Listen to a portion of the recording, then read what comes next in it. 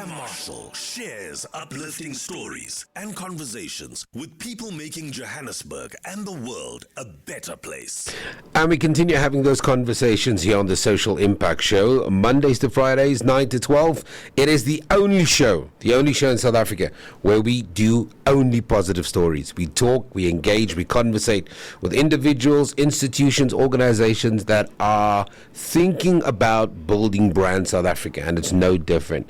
Today we're exploring how digital innovation can drive inclusion and shared prosperity. Now, EasyPay, a leading fintech platform in South Africa, is redefining access to financial services, especially to communities who have historically been left out of the formal banking system.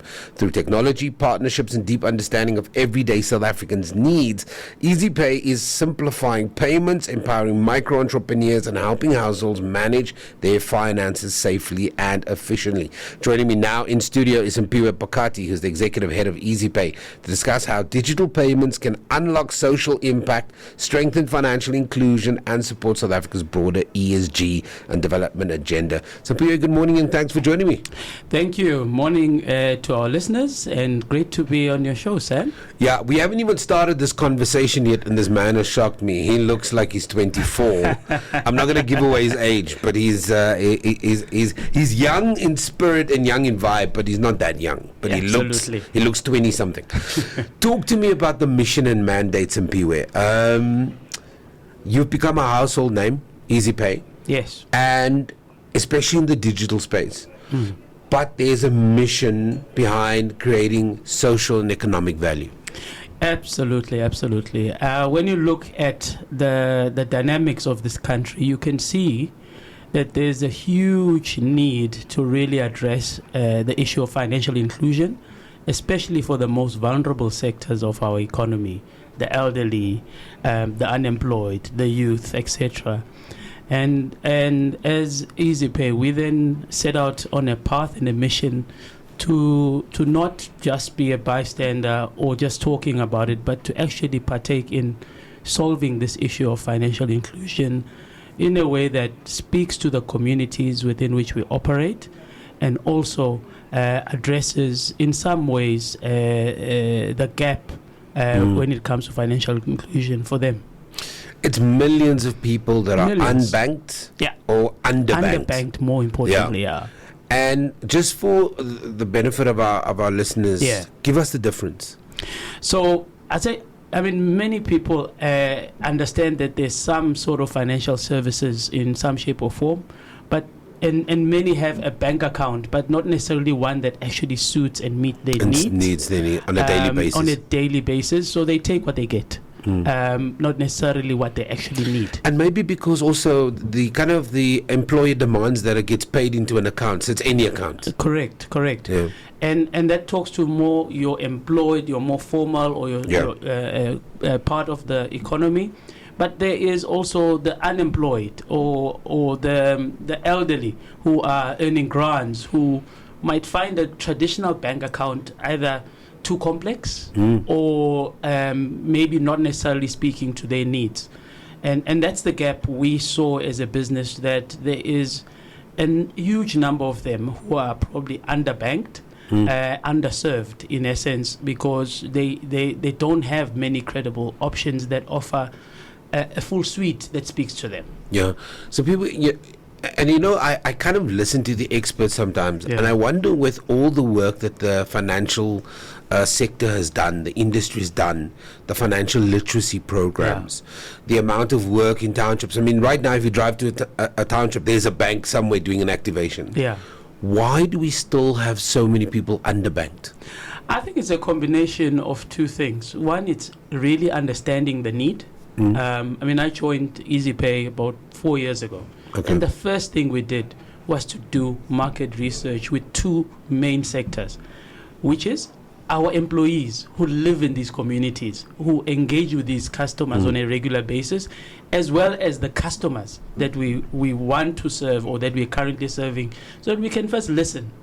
And I think if you don't do enough of the listening as an institution or a business, and just focus on either pushing your product, then anything that looks like a nail you're just gonna hammer. Yeah. You're just gonna hammer. Yeah. So I think it's a combination of hit and miss, where we just have, as an industry, done things in a particular way For the longest time, And we haven't and we unlearned it. haven't paused to reflect and say maybe there's a different way. Let's listen to the actual needs of the communities and see how we rethink our solutions and our products in line with their requirements. Yeah, because I find it fascinating. There's a book by, and he's written another book since then, but the book that was really, that really got me to think about the township economy in a different way. So one of the people that I interviewed a couple of weeks ago was Bulelani Wabana from T, right? Yes. And he is quite passionate about kind of, and I loathe to use the word informal economy because it's a lot more formal than what people think. It employs, and I think a lot of the kind of formalized banking sector have realized that there's billions in that industry, in the township economy. Yeah. So that was the one thing. Then there was a book by Gigi Alcock called Carcinomics, and I think it's kind of one of the definitive written pieces about kind of what we don't understand about economics within the townships. Absolutely. And this was kind of written years before it became even a thing. I know. Now it's a thing, right? Now it's a thing. Yeah. And I wanted to kind of get a sense from you, bringing fintech and innovation into the space. I mean, you've got to be brave, right? This is brave. There's a lot of education work that still needs to happen. There's a lot of kind of formalization of certain elements where people, so for example, you'll find somebody makes R1 million a month, but they don't have processes in place. Yeah.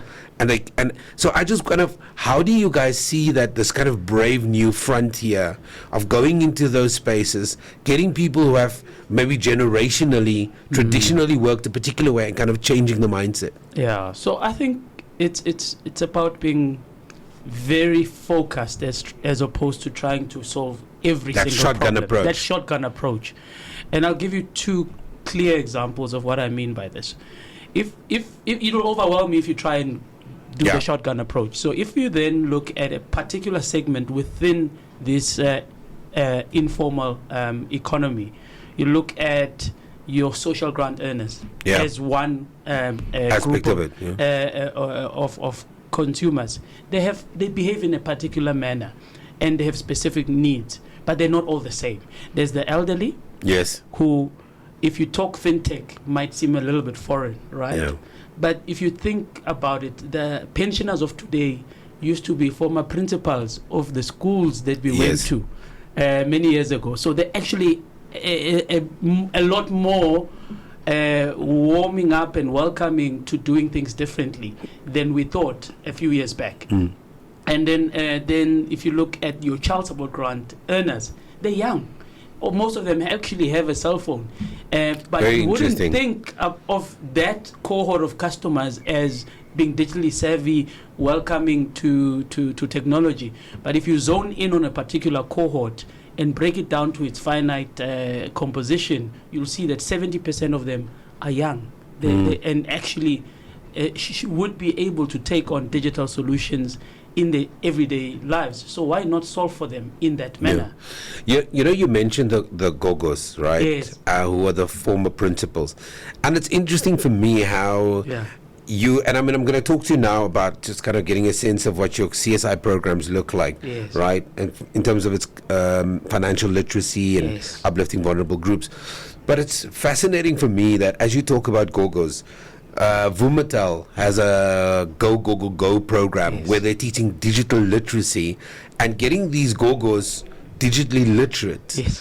And I mean, these are some of the best programs on in the world. And now as you're talking, I'm thinking about it. Well, the program was started to make Gogos digitally literate, but also bridge the gap between the Gogo and the kind of children that they look after.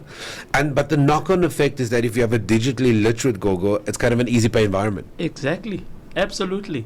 So you got to look at the whole ecosystem. Yeah, because there's so much going on. Yeah, not just your individual. So it's layered. It's layered. Absolutely, and look at not just solving for the consumer themselves, but how do we digitize the entire ecosystem? That's why as a broader Lesaka group, which is our mother body as Yes. EasyPay, we also then have Kazang, which is focusing on digitizing the merchant space in the informal economies, in the township. That's all the spaza shops. All the spaza shops. All the whatever businesses all are the there. businesses, because within that. The you can't- ECD centers. in the ECD centers, because it doesn't help to just put a card, an account in the hands of a consumer that lives in that environment and they have no way to use it.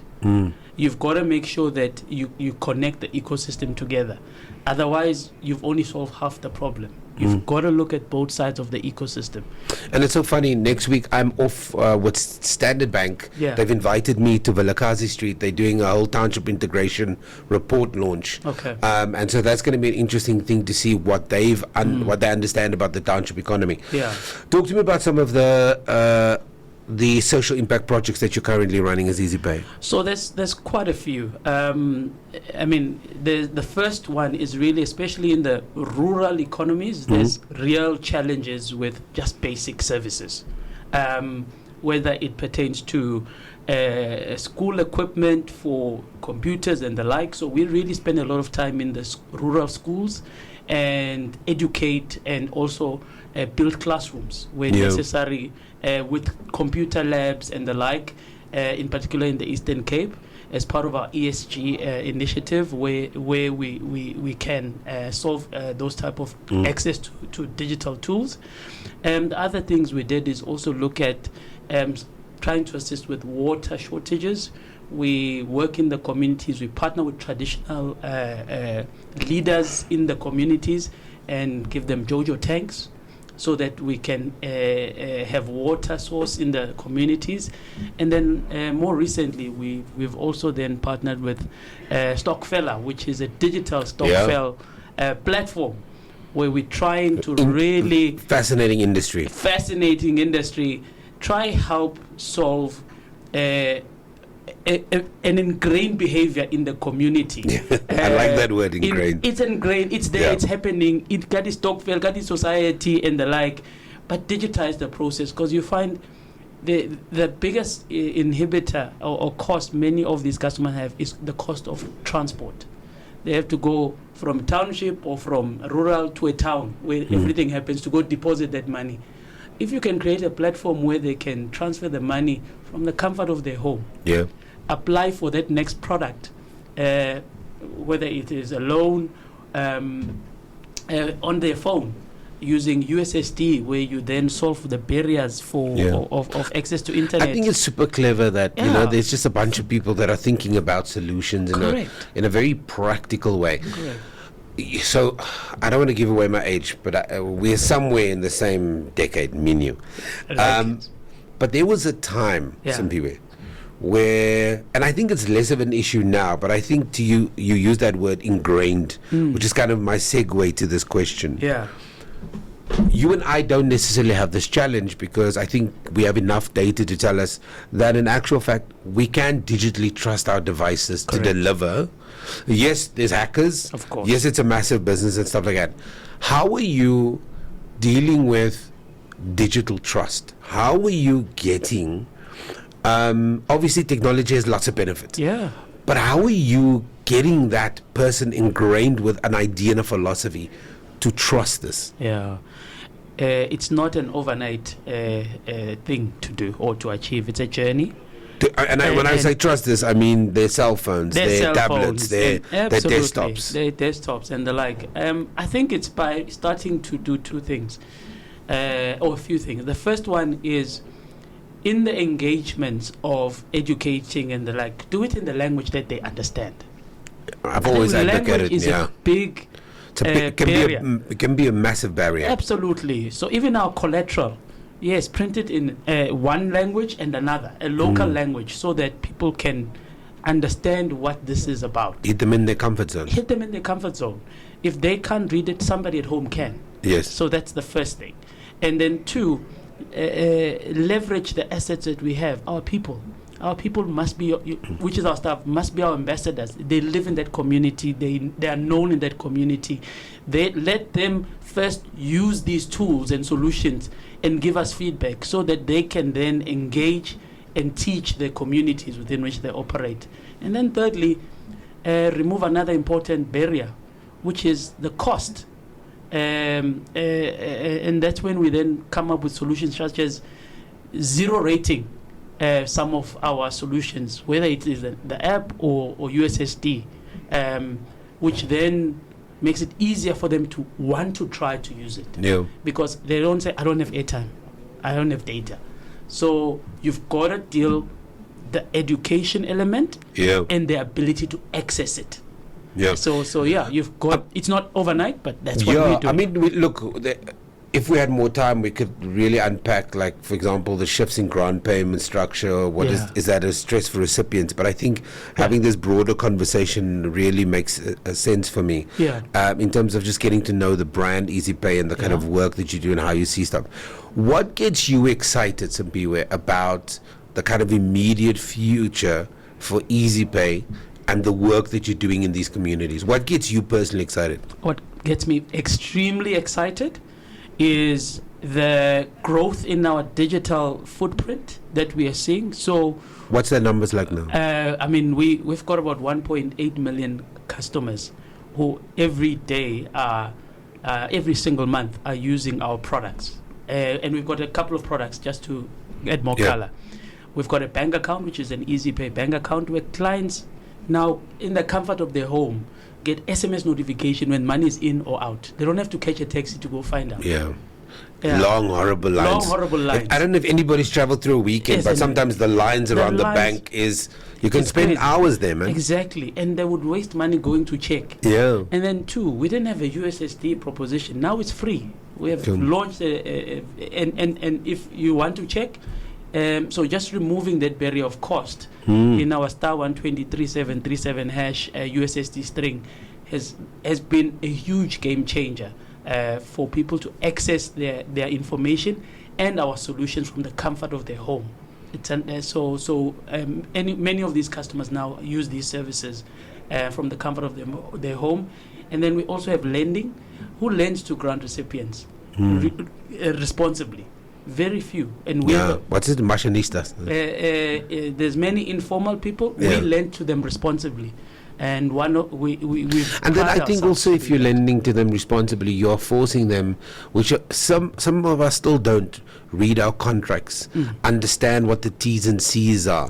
And if you're lending to them responsibly, you have to take them through those processes. Absolutely. And by default, they become slightly more financially literate. Absolutely. And we even do the contracts in a local language as well, not I just love in that. English, so that they understand.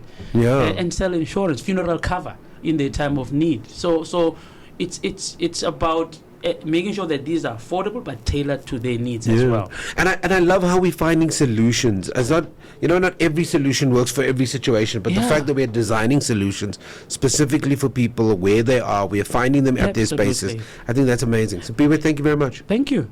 Where can people follow we're all about good news, we're all about positive news. Yes. Where can people follow the good news of EasyPay? Absolutely. Follow us on Facebook, which is EasyPay Everywhere. That's our page. And we post everything and anything on that page. So please follow us on Facebook and you'll find out all the information about us. Love it. Simphiwe Phakathi, Executive Head of EasyPay. He's talking about the digital paying environment, but also at the same